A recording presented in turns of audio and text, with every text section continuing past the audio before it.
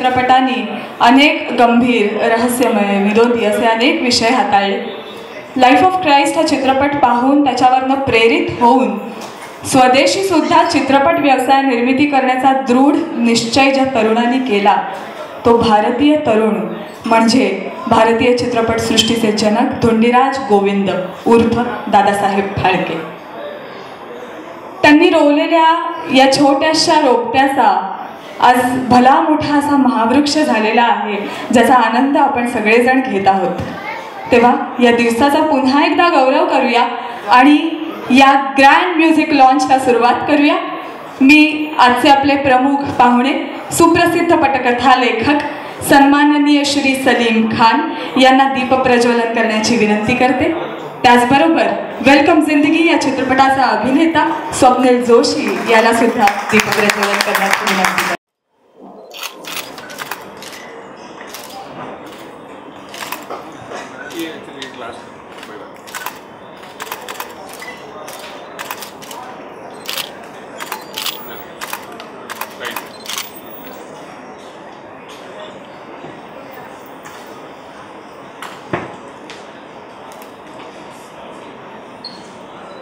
घाडगे ज्यांचा मराठीतला दिग्दर्शक म्हणून हा पहिला चित्रपट आहे, या दोघांनाही व्यासपीठावर आमंत्रित करते.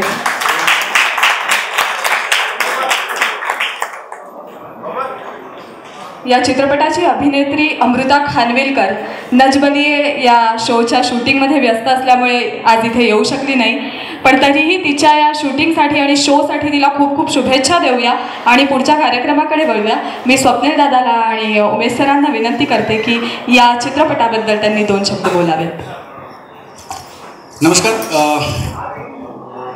आदरणीय सलीम मित्रमैत्रिणी, वेलकम. चेक वेलकम जिंदगी खऱ्या अर्थाने एका वेगळ्या पद्धतीने आम्हाला सगळ्यांना आनंद देणारा चित्रपट ठरला. ह्याचं विशेष श्रेय आणि विशेष कौतुक मला करावं असं वाटतं आमचे निर्माते संजय, विभास आणि अजित सर. एकदा जोरदार टाळ्या व्हायला पाहिजे तिघांसाठी, कारण एक अत्यंत वेगळा विषय एक अत्यंत वेगळ्या पद्धतीने तो मांडलाय. आणि जनरली आपण बघतो की अशा विषयांना जेव्हा अशा विषयांबद्दल बोललं जातं तेव्हा सगळे म्हणतात अरे क्या बात है यार, बहुत कमाल की पिक्चर है, अरे ऐसी पिक्चर बननी चाहिए, लेकिन ऐसी पिक्चर में पैसा कोई नहीं लगाता है. आणि या तिघांनी अशा आयडियाच्या मागे, अशा चित्रपटाच्या मागे, अशा एका विचाराच्या मागे पैसे लावायचं ठरवलं. त्याबद्दल या तिघांचं मनपूर्वक अभिनंदन करू इच्छितो. आणि इतकंच मनपूर्वक अभिनंदन करू इच्छितो उमेशचा पहिला मराठी सिनेमा आहे आणि हे निवेदिकेला सांगावं लागतं, कारण तुम्हाला व्हिज्युअल्स बघून असं वाटत नाही की हा त्याचा पहिला सिनेमा आहे. आणि मला असं वाटतं की त्याचं कौतुक आहे.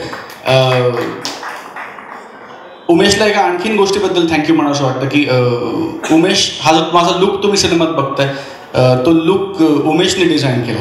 ह्याचं श्रेय उमेशला जातं आणि माझ्या मेकअप आणि स्टायलिशला जातं विनोदला.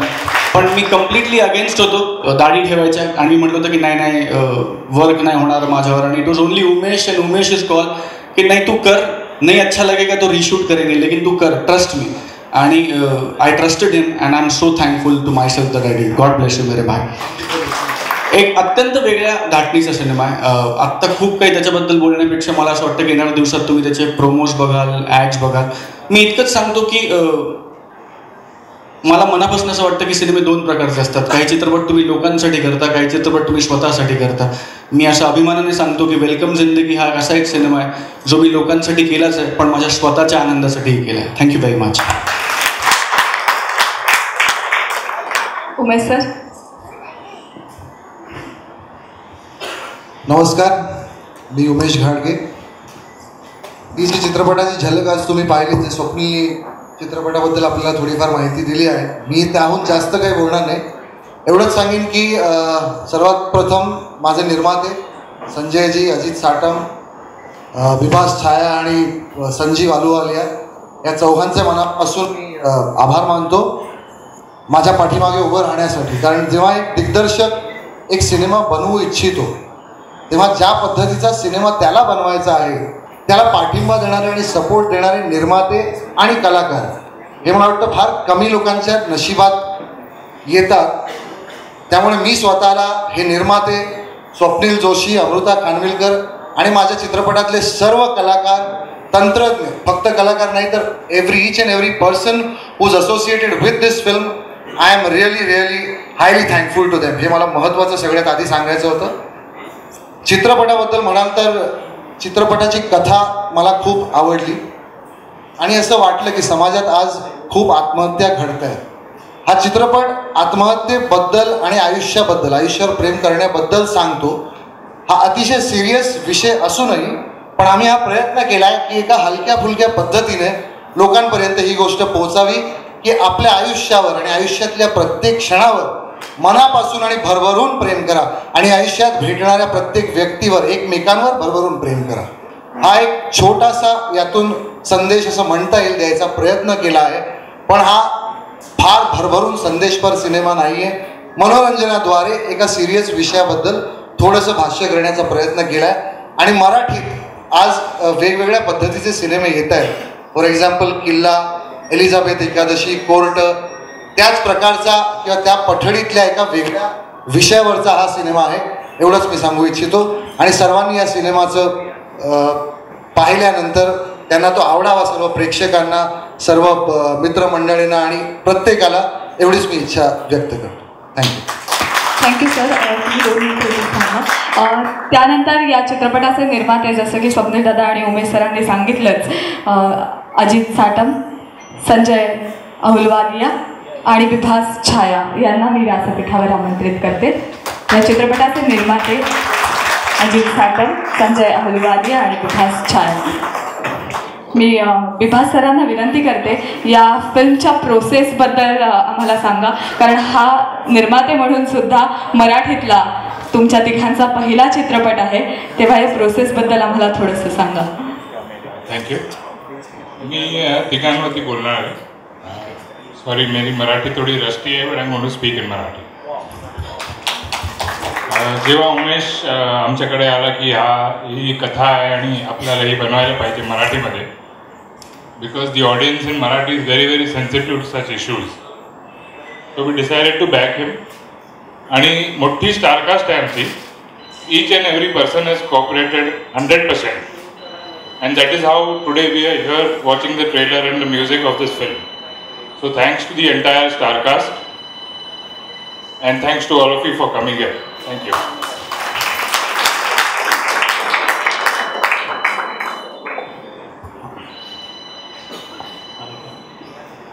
बहुत अर्जेंट है तो ले लो.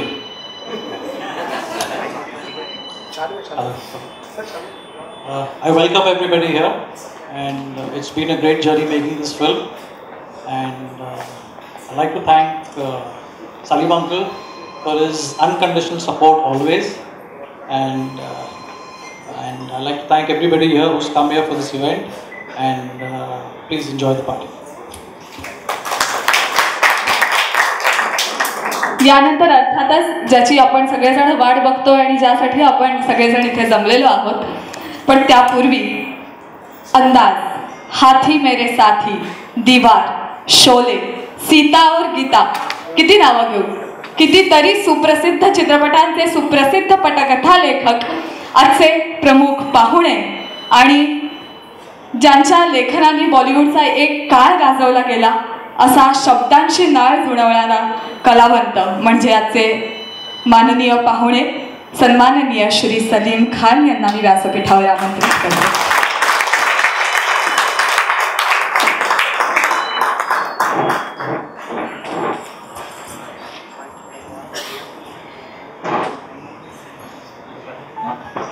हेलो. ये जो उन्होंने इतनी सारी पिक्चरों के नाम लिए उससे भी कहीं ज़्यादा हैं. और जब सलीम जावेद अलग हुए तो हर आदमी ये पूछता था कि आप दोनों में से लिखता कौन ना. मैंने बताया कभी कि मैं लिखता हूँ, या उन्होंने कभी बताया जावेद साहब ने कि मैं लिखता हूँ. और ये लंबी मिस्ट्री है. हमेशा ये होता था कि कौन लिखता कौन. एक्चुअली बात तो ये थी कि दोनों नहीं लिखते थे, इसलिए कि इतनी ख़राब राइटिंग थी कि जब लिख लेते थे दूसरे दिन हम खुद नहीं पढ़ सकते थे. तो मैं चाहूँगा कि ये जो म्यूज़िक रिलीज़ हो रहा है ये ऐसी शख्सियत से कर रहा हूँ मैं कि जो कि लिखते थे. हनी भाई आइए।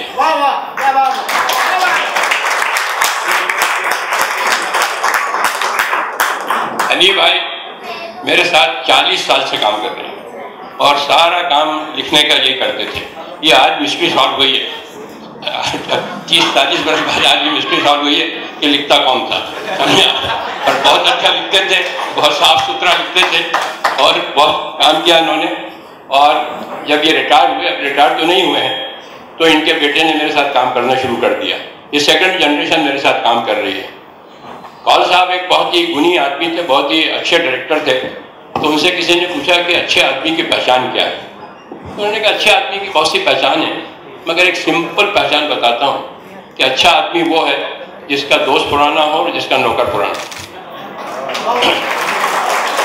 तो ये मुझे बुलाया था इस काम के लिए कि मैं म्यूजिक रिलीज करूँ, मगर मैं चाहूँगा कि हनी भाई म्यूजिक रिलीज करें। Very good sir.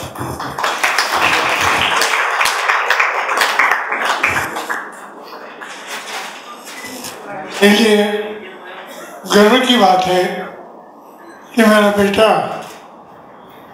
निर्माता बना है।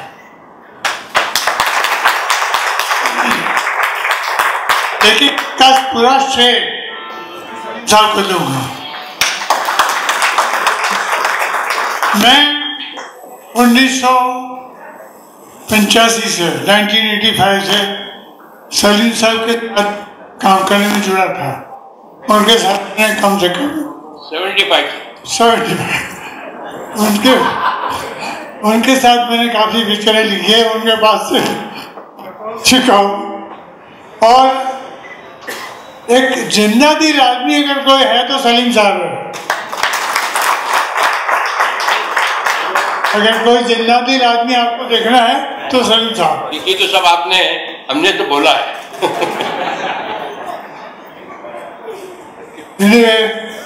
I wish godspeed to this film. ये तीनों प्रोड्यूसर और ये हमारे हीरो साहब, उनको सबको बहुत बहुत अभी भी मुबारक देता हूँ। मैं डेफिनेटली कह सकता हूँ ये पिक्चर चलेगी।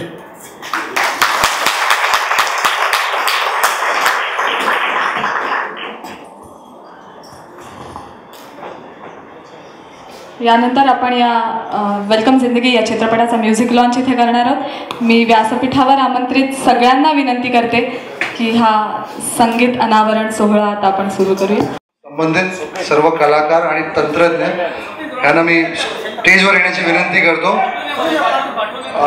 छायाचित्रकार प्रसाद भेंडे, जय श्रृंगारपुरे, अस्मिता बक्षी, विवेक लागूजी, राजेश्वरी सचदेव, पंकज पडगन, आमचे अमित राज, शमी टंडन, मंदार सोळकर, सिद्धार्थ सौमिल, प्लीज सगळ्यांनी इथे स्टेजवर या। इन केस मी चुकून जर कोणाचं नाव राहिलं तर गणेश